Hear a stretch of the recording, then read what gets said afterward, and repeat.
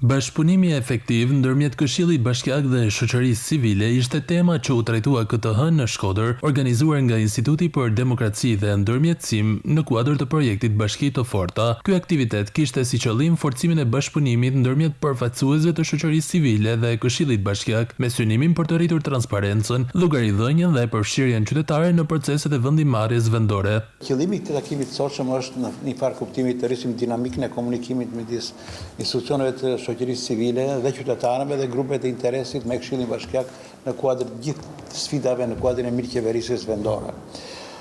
Thënë kjo, ne jemi duke punuar, sfidat janë të shumta.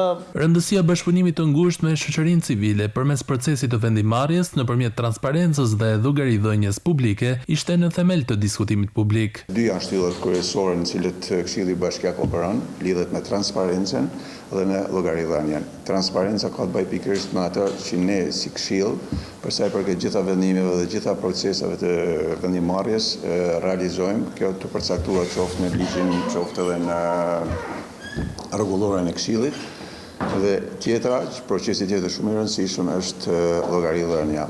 Si e realizojmë ne llogaridhënien? Në dëgjesa që realizojmë, pjesëmarrja, pra ftesa për realizim të dëgjesës është e hapur, është publike, ka një lejer në faqen e Bashkisë Shkodër tek transparenca, tek këshillimi me publikun, ku është i shfaqur kalendari i dëgjesave, është i shfaqur çdo takim që organizohet si dëgjesë publike në kuadër të ligjit 146 për njoftimin e konsultimeve publike. Projekti Bashki të Forta synon të rrisë kapacitetet e shoqërisë civile për të kuptuar më mirë funksionet e Këshillit Bashkiak dhe për të kontribuar në një qeverisje të hapur dhe gjithëpërfshirëse.